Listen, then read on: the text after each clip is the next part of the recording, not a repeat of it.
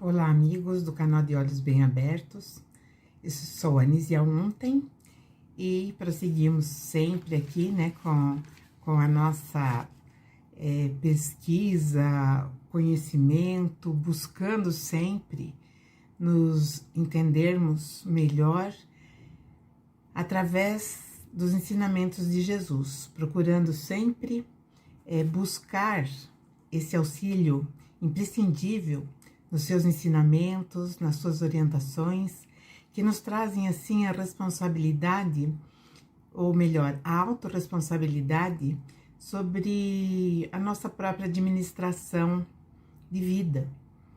E a humanidade está, digamos assim, no momento em que ela precisa, o ser humano precisa desse amadurecimento para fazer essa governança da sua vida.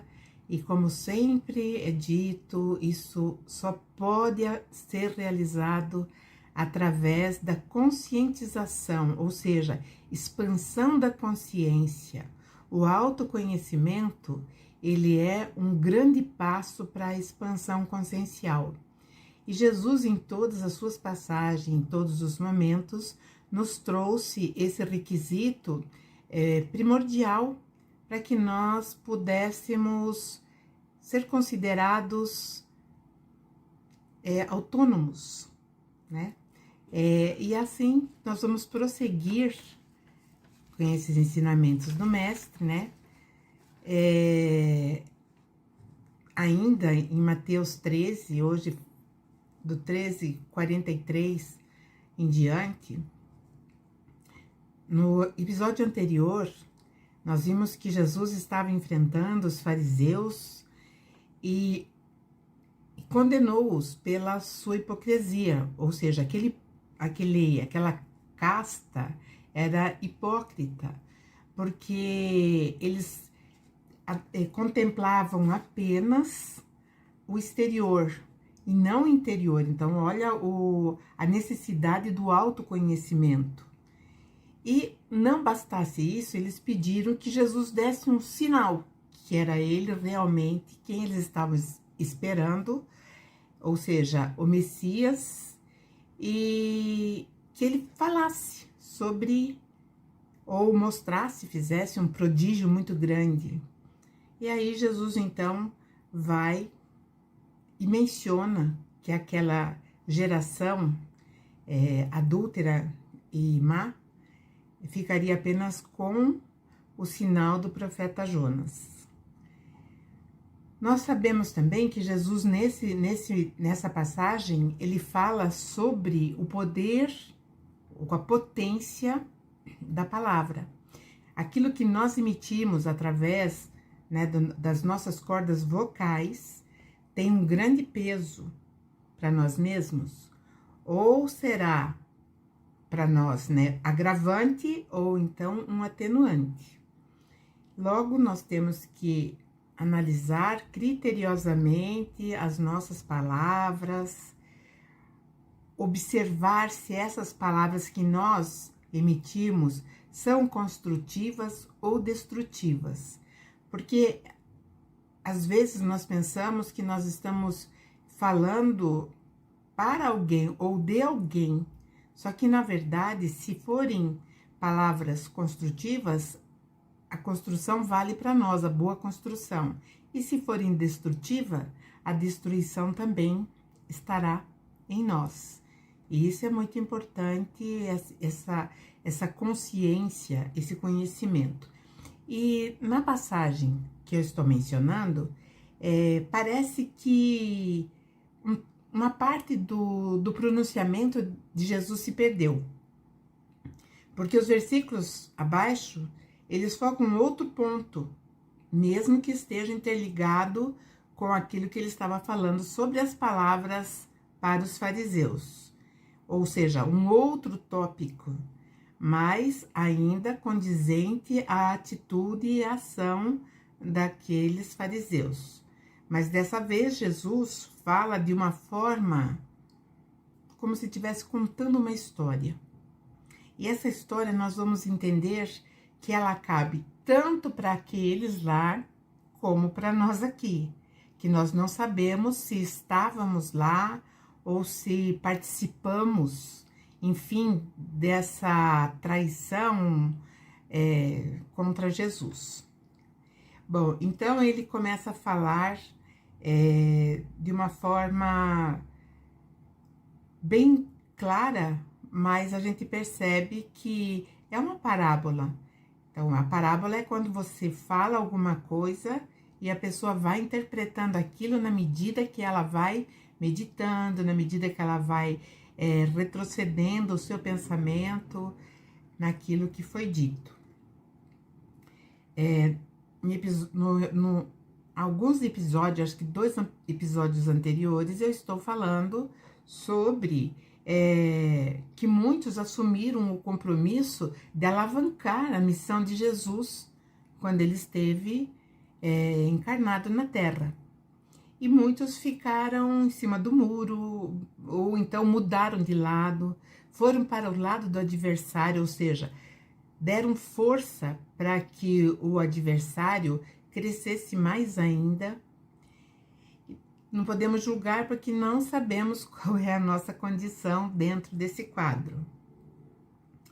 Bom, tanto na passagem que ele cita a cidade de Nínive, nós percebemos que ele está falando a respeito daquela geração, ou seja, esses fariseus, eles estiveram em Nínive e começou a traição lá atrás, no tempo em que Nínive era a primeira região, era toda ela do Senhor, do comando da terra, que era o governante, que era, digamos assim, o rei dos reis aqui na terra, né?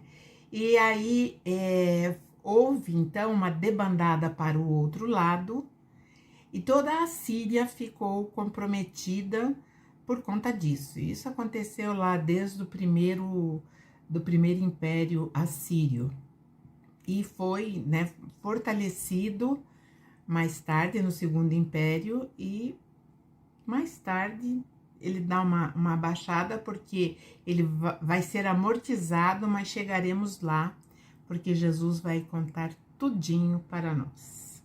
Ele está contando tudinho para nós.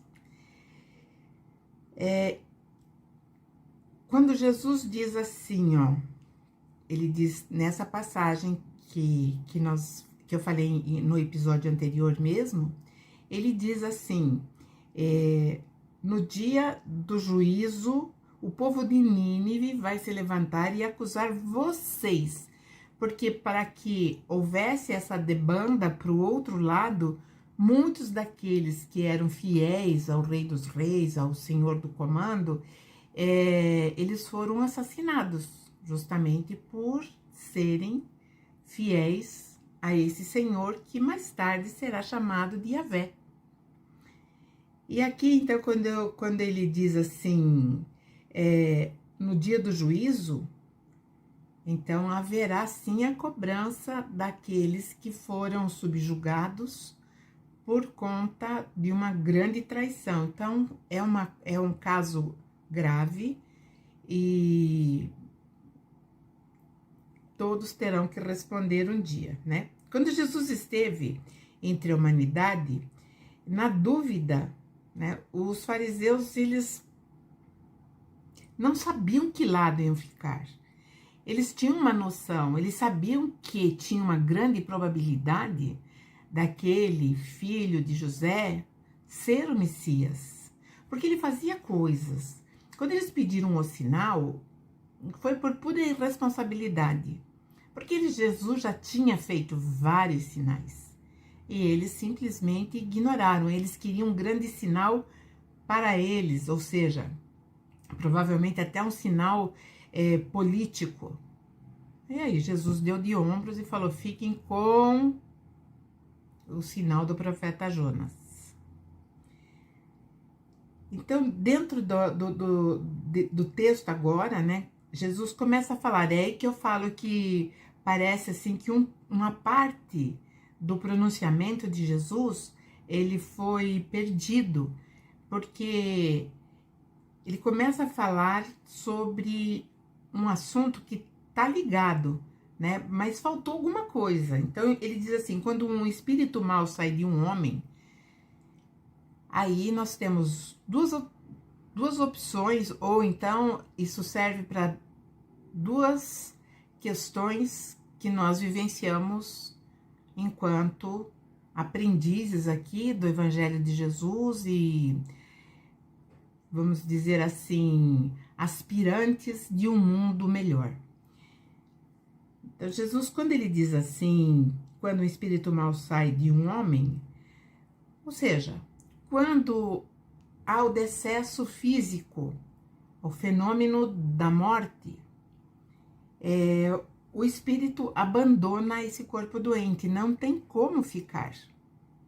Então, o espírito que abandonou, ou seja, ele saiu, só que quem é mau é o homem? Não. O homem é matéria. Essa vestimenta nossa é matéria. Nós somos seres espirituais. Então, quando o espírito abandona o homem, ele passa por lugares áridos procurando descanso, mas não encontra. Então, essa é a palavra de Jesus. Ou seja, quando o ser humano deixa as vestes carnais e na vida ele praticou coisas más, coisas ruins, ele passa por lugares sombrios, lugares de sofrimento, zonas de densas vibrações ou frequências vibratórias. E ele fica procurando um lugar para descansar daquele tormento, porque o espírito, quando ele está desligado do corpo físico de uma forma total, quando houve esse decesso, ele fica perambulando e ele fica procurando um lugar onde ele possa dar um respiro, porque a condição de sofrimento é muito grande. E aí, então, Jesus fala que esse espírito, ele não encontra um lugar. Ele procura e não acha. E aí vem uma coisa assim maravilhosa dentro desses ensinamentos, né, que Jesus nos deixou. E aí então Jesus fala que esse espírito diz: voltarei para a casa de onde saí. Esta casa de onde saí não é uma casa de tijolo, não é uma casa de madeira, não é. Ele terá uma outra oportunidade de vivência na matéria, ou seja, em outras palavras, ele terá sim que reencarnar.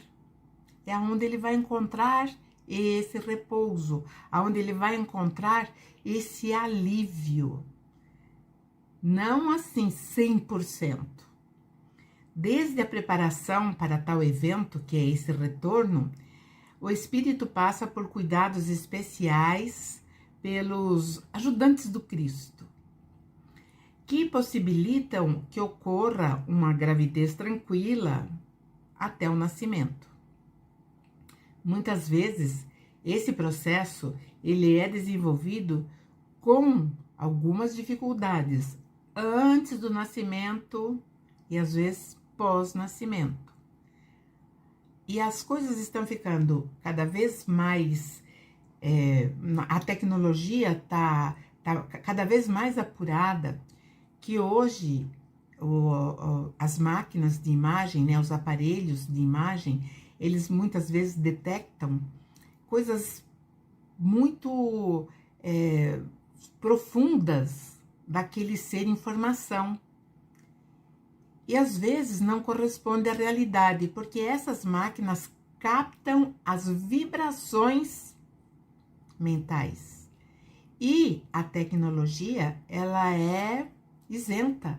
Ela não está ali para ser a favor ou contra aquela determinada pessoa ali que vai estar nesse processo gestacional, que já traz uma bagagem, que já traz sofrimento, que já traz conhecimento, que já traz, enfim, companheiros, inclusive. E Jesus continua falando. Chega e encontra a casa limpa, a casa desocupada, varrida e em ordem. Essa casa, novamente eu falo, é um novo corpo físico que foi preparado na gestação. É um novo início. Tudo foi cuidado minuciosamente para que este espírito receba uma nova organização física para outra oportunidade de aprendizado na retidão moral. Esse é o grande objetivo da reencarnação, não é outro. E tudo isso é muito bem elaborado. Então, Jesus está falando isso para os fariseus, mas isso serve para nós.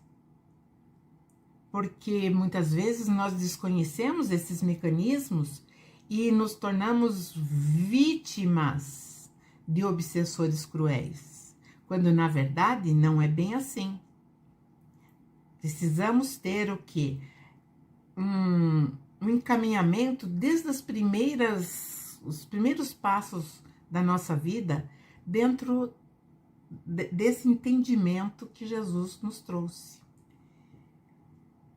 E aí, então, Jesus fala, né, que quando acontece isso, dele voltar para casa, que ele diz, voltarei para a casa de onde saí, quando volta para casa, ele traz consigo outros 7 espíritos piores do que ele, que passam a viver ali. Ou seja, é uma convivência estabelecida pela frequência vibratória. Viver ali, ou seja, né, na mesma vibração, doentia. Há que se ter renovação de consciência, tem que ter, ou de autoconhecimento para administrar antigas associações de ideias e ações que praticamos lá no passado, às vezes não tão distante. Todos cometemos delitos por inconsequência e desmanzelo moral. Então, a humanidade, se nós nos aprofundarmos, nós temos nossos delitos, sim, uns mais escabrosos, outros menores, mas cometemos sim, como cometemos nessa atual, através das nossas palavras, através da nossa negligência, através da nossa atitude de nem lá nem cá, ficar em cima do muro. Então Jesus diz que o estado final daquele homem torna-se pior do que o estado anterior. Olha que importante isso. E a prática mostra que isso é real. A vivência que nós temos, nós percebemos que isso é uma realidade muito acertada, que Jesus falou. Porque sem a vigilância e o autoconhecimento, é impossível manter a distância de comparsas e sócios de crimes que vão desde palavras duras, voltamos lá para as palavras, que Jesus falou de inúteis, até crimes hediondos. E muitas vezes esses crimes hediondos nós não praticamos com as nossas próprias mãos. Nós induzimos alguém, por exemplo, a dar cabo de uma outra pessoa ou dela mesma. E essa é pela indução também nós seremos, vamos dizer assim, condenados ou absolvidos de acordo com aquilo que nós falamos. Então, nós temos que limpar a nossa digital espiritual. Isso é muito importante. Limpar. Trazer a transparência real para que não nos submetermos aos antigos companheiros que passarão a ser nossos algozes, que foram companheiros. E como hoje, de repente, eu tô mais mole, eu tô mais comedido, eles passam a ser os algozes, porque eles cobram a mesma atitude lá do passado. E muitas vezes, né, nós não percebemos isso. E nós prosseguimos, então, dentro desse quadro. Não mais, evidentemente, a maioria das pessoas cometendo ações que lesa a vida do outro, mas ainda é grande esse número que comete esses delitos e também uma autolesão, né, que se faz através da nossa mente. Porque muitas vezes nós estamos assim desesperados, alguma culpa que nós não sabemos de onde vem. Agora nós já sabemos, nós já conhecemos a origem. E aí Jesus diz, assim acontecerá com essa geração perversa. Essa geração perversa, ele está se referindo aos fariseus. Mas nós não sabemos aonde estão os fariseus. Podemos estar aqui, num grupo de afinidade, de amigos, onde nós decidimos realmente mudar essa rota, aproveitar essa vivência e instalar em nós esses ensinamentos do nosso Mestre Jesus. Lógico, não por interesse no paraíso, mas porque é a fatalidade, é a nossa evolução. E agora nós queremos evoluir, nós não queremos mais ficar patinando e obcecados por ideias que ficaram lá atrás. Então a renovação parte daqui, ó, da nossa mente e do nosso sentimento, que é o coração.